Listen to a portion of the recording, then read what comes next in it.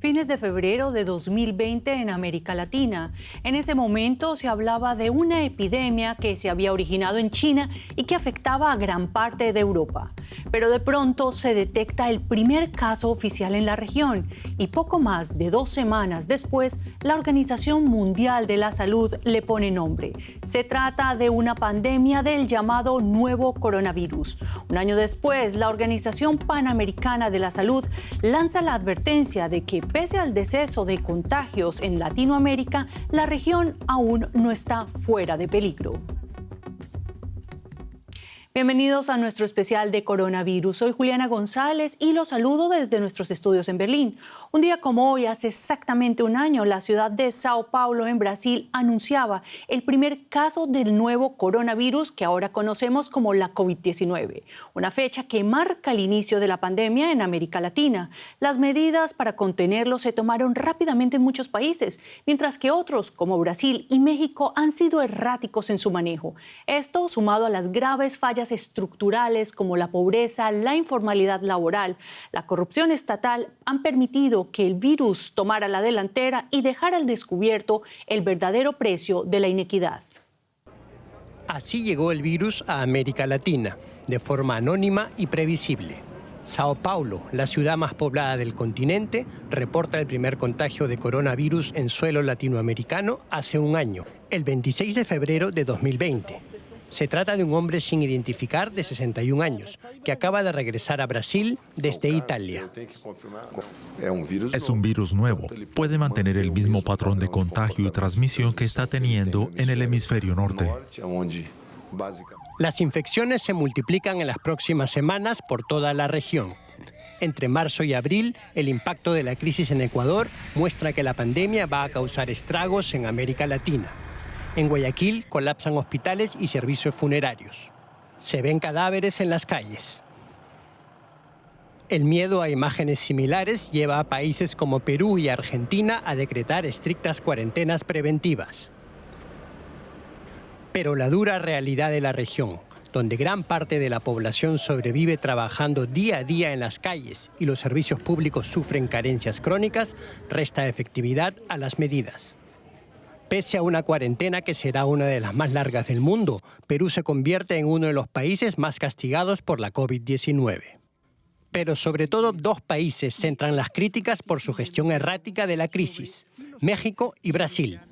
El presidente brasileño resta gravedad a la pandemia y la califica como una gripecita. En mi caso particular y por mi historial de deportista, si me llegase a contagiar con el virus, no tendría que preocuparme. No sentiría nada o me enfermaría como mucho de una gripecita. La gestión sanitaria del gobierno de Bolsonaro es vista como una de las peores a nivel mundial. La ciudad amazónica de Manaos se convierte en uno de los epicentros de la pandemia. También Andrés Manuel López Obrador es blanco de críticas. Por temor a la crisis económica, México es uno de los países que menos restricciones implementa. El presidente mexicano genera además polémica con sus declaraciones, como cuando parece abogar por amuletos religiosos como medida de protección. Son mi guardaespaldas. Pero tampoco los confinamientos funcionan bien. En medio de fuertes protestas, Chile registra un récord de contagios en junio. Pese a que Argentina aplica la cuarentena nacional más larga del mundo, los contagios se disparan a mediados de año. También se agudiza la crisis económica y crece el descontento social. Algo similar ocurre en Colombia. Hoy, con más de 2,2 millones de casos confirmados, es el segundo país latinoamericano con más contagios. El arranque de la vacunación en México, Chile y Costa Rica, simbólicamente en vísperas de la Navidad, trae esperanza al continente. Luego se suman Argentina y varias naciones más. Chile es a día de hoy el país más exitoso, con más de 3 millones de vacunados. En otros, la campaña se atasca por la mala gestión y el lento suministro de vacunas. Y por un problema endémico, la corrupción. En Argentina y Perú se dan a conocer escándalos por la vacunación anticipada de funcionarios y personas con influencias. Un duro golpe más en un año aciago para América Latina. Y revisamos este primer año especialmente en Brasil. En Sao Paulo está nuestro corresponsal Johan Ramírez. Johan, qué gusto saludarte. De acuerdo con la OPS, el 65% del total de las muertes se registran en América Latina por el coronavirus, particularmente en Brasil. ¿Quiénes han sido los más golpeados?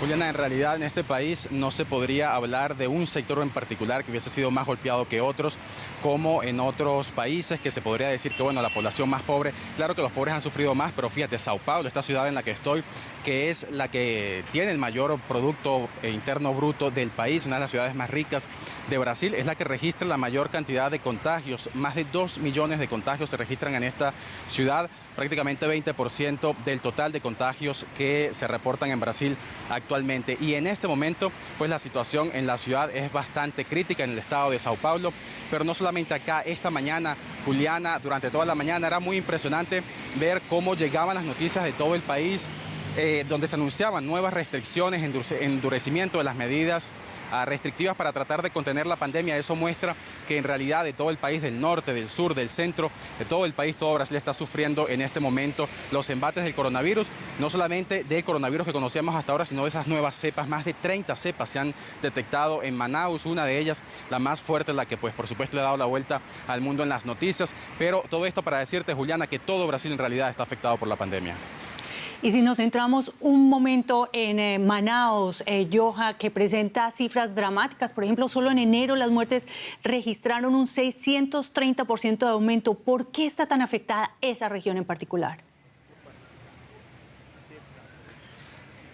Juliana, Manaus y Brasil en realidad desde el principio apostaron un poco por la inmunidad de rebaño. Fue lo que decía Jair Bolsonaro, dejar que el virus un poco circule, y cuando se alcanzara ese 70% de contagios de la población se habría logrado la inmunidad de rebaño. Con lo que no contaban las autoridades era con las nuevas cepas, y es probablemente lo que ha sucedido en Manaus, que esas nuevas cepas, te decía antes, más de 30 nuevas cepas han sido registradas en Manaus. Una de ellas muy contagiosa y muy peligrosa, ha hecho que los casos vuelvan a aumentar. Personas que ya se habían infectado han vuelto a infectarse ahora nuevamente. Eso habla de que los anticuerpos no habrían sido suficientes para prevenir un nuevo contagio. Todo eso se suma a la época de verano. Acá mucha gente salió a las calles. El carnaval que acaba de pasar, aunque fue cancelado a nivel nacional, igual hubo muchas celebraciones clandestinas o improvisadas, y a eso se suma también el hecho de que ya llevamos una pandemia, un año en esta pandemia, de modo que la gente está cansada de las restricciones y la gente ha flexibilizado un poco las restricciones, no por parte del gobierno, sino por parte de la población misma. Todo eso se juntó para que viéramos esa situación tan caótica, esa suerte de apocalipsis en la que la gente se quedó sin oxígeno en Manaus, Juliana. Johan, brevemente y para terminar, el presidente Bolsonaro minimiza aún la gravedad del virus, pese a que el país ocupa ese segundo lugar en cifras de contagios. ¿Tiene su manejo de la pandemia consecuencias políticas?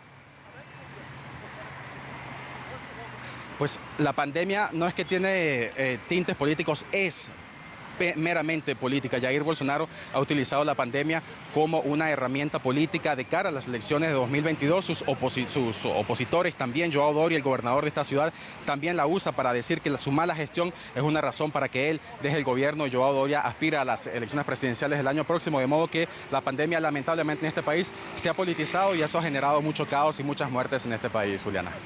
Gracias, Johan Ramírez, desde Sao Paulo, y cuídate mucho. Y mientras tanto sigue siendo un misterio cómo se originó esta pandemia en China. A principios de este mes, una misión de la OMS estuvo en Wuhan intentando encontrar la pieza perdida de ese rompecabezas. Y aunque no hay una conclusión definitiva, los investigadores han priorizado la tesis de que la transmisión del virus se daría a partir de un huésped animal intermedio. Es decir, un animal que contagió a otro animal y a partir de este se contagiaron los primeros humanos. Animales salvajes en jaulas, muchos de ellos heridos y débiles. Es un lugar sucio y reducido y los animales están en estrecho contacto con los humanos. El coronavirus puede haber empezado a propagarse en un mercado de animales como este. Es el caldo de cultivo perfecto para nuevas enfermedades. Los mercados de este tipo ofrecen una oportunidad para que los patógenos den el salto de una especie a otra. En el proceso, el patógeno puede desarrollar características que faciliten su propagación a una tercera especie, en este caso, a los humanos. Los expertos llevan tiempo advirtiendo de que el comercio de animales salvajes podría ser una bomba de relojería. Más de 2/3 de las enfermedades infecciosas que afectan a los humanos se originan en la fauna salvaje, entre ellas enfermedades mortales como el ébola, el SARS y el VIH. Son las llamadas enfermedades zoonóticas porque se originan en los animales. Las enfermedades zoonóticas son peligrosas porque el patógeno puede desarrollar nuevas capacidades. El nuevo huésped no tiene inmunidad, por lo que la infección puede provocar una enfermedad grave. La pandemia de coronavirus ha puesto a estos mercados de animales salvajes en el punto de mira. En todo el mundo, muchos piden una prohibición total. Los animales se venden no solo como alimento para los hogares. Algunas especies se venden para fabricar medicinas tradicionales o afrodisíacos. Otras acaban siendo manjares caros en los menús de los restaurantes. Activistas de la protección de los animales, como estos en Vietnam, dicen que la única manera de reducir el riesgo de pandemias es prohibir el comercio de animales salvajes. Los virus no hacen realmente distinción. A lo largo de toda la cadena comercial, no hacen distinción si el comercio es legal o ilegal, si el comercio es para carne de animales silvestres, para comida, para medicina o como mascotas exóticas. Los activistas están de acuerdo. El deseo de tener una mascota exótica es parte del problema. Existe un floreciente comercio ilegal online, especialmente de reptiles. Pero los mamíferos salvajes también se venden por Internet de forma ilegal. Son los que más riesgo tienen de transmitir los virus a los humanos. Todos los países tienen comercio de vida silvestre en este mundo tan conectado en el que vivimos. Ahora más que nunca, todas las naciones deben unirse para hacer frente a los delitos contra la vida silvestre, que son la raíz de la pandemia. China ha suspendido temporalmente el comercio y el consumo de animales salvajes, pero mientras exista el mercado mundial, la amenaza latente de nuevos virus continuará. Ustedes cuídense mucho y hasta pronto.